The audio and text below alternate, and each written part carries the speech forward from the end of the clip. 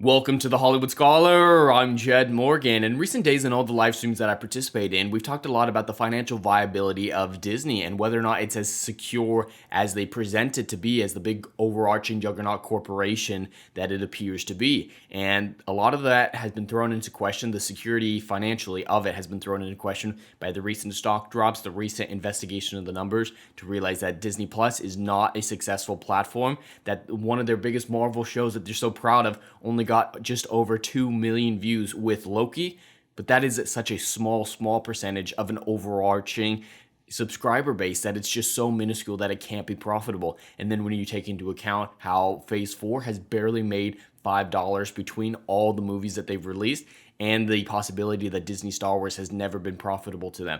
Marvel, from their purchasing, may have been profitable because of how massive Phases 2 and 3 were for them. I definitely believe that their Marvel purchase has paid off the initial purchase price at this point, but Star Wars I don't think really has. But Phase 4 of Marvel is really not doing well and is hurting Disney overall because they're using some of the biggest budgets ever for the individual standalone films and barely getting a profit back on them. And that's the problem, is the massive budgets when you add in inflation and lack of interest and sharp drop-offs after the opening weekends.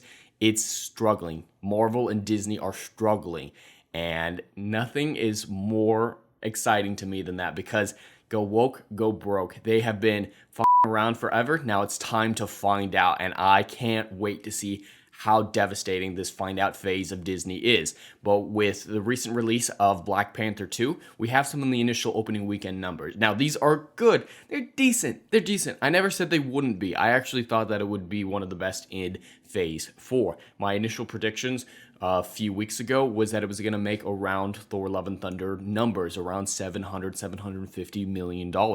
And even though it's a little bit higher than Thor Love and Thunder opening weekend, I feel like my predictions still are well within the realm of possibility. With the budget of $250 million, which is insane for a standalone movie, this movie needs to make around $600 to $650 million just to break even. And then you include some of the other fees and taxes involved. That's probably a very fair estimation. But even if it makes Thor Love and Thunder's numbers, $1 million is not enough of a return on investment to make this a success. Breaking even isn't a sign of success. These movies with these massive budgets need to break $1 billion. Otherwise, they can't financially prop up the other films in Phase 4 that are crashing and burning to such a strong degree. And Black Panther Wakanda Forever has made $180 million. Now, this is well in line with the revised box office predictions that they came out with a couple weeks ago of around 150 to 180. And the previous ones were well over 200. So this is well in line with the reduced box office predictions. And that's fine. And 300 million worldwide, that's a very, very good start. But it's not on par with its predecessor. Its predecessor did so much better than that. In its opening weekend, it got 200 and only had a drop-off of 45%. That's very, very impressive. So it has a big thing to live up to. It's got a high bar of success. And even when you compare it to the other movies of Phase 4, which are a more legitimate thing to compare it to, there are some interesting things to come out of it. And this partially is why I believe that my prediction of Thor Love and Thunder's numbers are still accurate despite it making a little bit more opening weekend. When you look at Wakanda Forever, from the day-to-day drop, 30 to 33% for the Saturday and Sunday viewings, that's not very good. These numbers are not very good at all. And Thor Love and Thunder did some very similar things. So Thor Love and Thunder in the end made $745 million at the box office. Not good. Barely breaking even, barely making a profit, not within the realms of success. But in their opening weekend, they made $144 million. So Black Panther is doing well better than this. They also saw only a 23% drop off on their Sunday. A little bit larger, a lot larger on their Saturday, but still, it's still very comparable. And when you put in Doctor Strange into the mix, some very similar things are happening. A $187 million opening, so a little bit more than Black Panther, and it had a very similar drop-off. So it's just some interesting stuff going on with this day-to-day drop-off percentage, and this was well below predictions as well.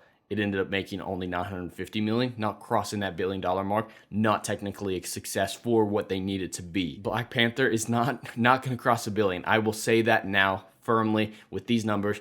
It needs to be a great film to keep the word of mouth going. But the word of mouth that I've heard, even from normies, even from the people who don't care in my life, it's generally like, wow, that was a dumb movie. Like Black Panther 1 did a lot better among these same people, and Black Adam is doing a lot better with these people. I don't see the legs on Wakanda Forever being very good. I think its next week drop off will be around 70%. Well above 60 and around 70. That is my prediction at this point. But Disney just needs a juggernaut at this point. They need another Endgame. They need another Spider-Man No Way Home where they actually get the money from it instead of it all going to Sony. Because the stock is still massively down. It's even gone down in the last day. It's really bad. And with the recent hiring freeze and the coming job cuts with tough and uncomfortable decisions, Disney needs a juggernaut. And Black Panther Wakanda Forever is not going to be that juggernaut as it's barely competing with its recent competition and falling well below its predecessor. But anyway, that's all I have for today. I'd love to hear your thoughts in the comments below. Please like and subscribe, and we'll see you in the next video. Anon.